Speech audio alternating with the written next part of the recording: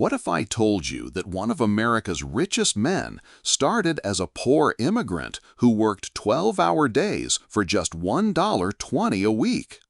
This is how Andrew Carnegie went from having nothing to controlling a steel empire worth billions. Welcome back to Fuel of Hustlers, where we break down history's greatest rags to riches stories. In 1848, 13-year-old Andrew Carnegie stepped off a ship in New York with his broke Scottish family.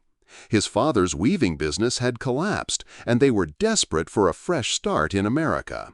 Carnegie's first job was in a Pittsburgh cotton factory as a bobbin boy, earning $1.20 per week for backbreaking 12-hour shifts. But while other kids accepted their fate, Carnegie saw every job as a stepping stone. When he heard about a telegraph messenger position paying $2.50 weekly, he jumped at it. Here's where his hustle mentality kicked in. Carnegie taught himself to read telegraph signals by ear, a rare skill that caught the attention of Thomas Scott, a Pennsylvania railroad superintendent. Scott became his mentor, and by 18, Carnegie was one of the youngest railroad superintendents in history. But Carnegie's real genius wasn't just climbing the corporate ladder. While working for the railroad, he made his first investment, borrowing $500 to buy shares in a sleeping car company.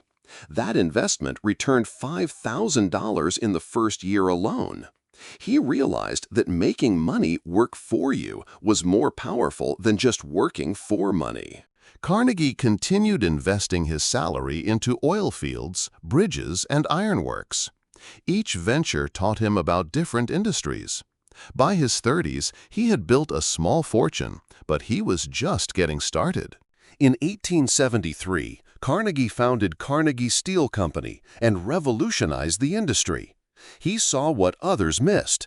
America's explosive growth needed steel for railroads, buildings, and infrastructure. While competitors saw expensive production costs, Carnegie saw opportunity.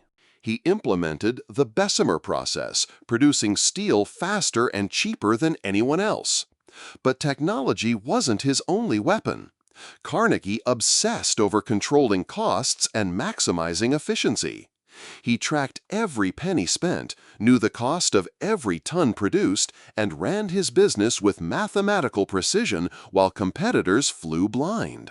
Carnegie also vertically integrated his operations, controlling everything from iron ore mines to transportation to steel mills.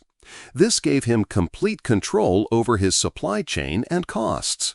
By the 1890s, Carnegie Steel produced more steel than all of Great Britain combined, generating $40 million yearly profits, equivalent to over $1 billion today. The immigrant boy who once earned $1.20 a week had become one of history's richest men. In 1901, Carnegie sold his company to J.P. Morgan for $480 million, making him the world's wealthiest person.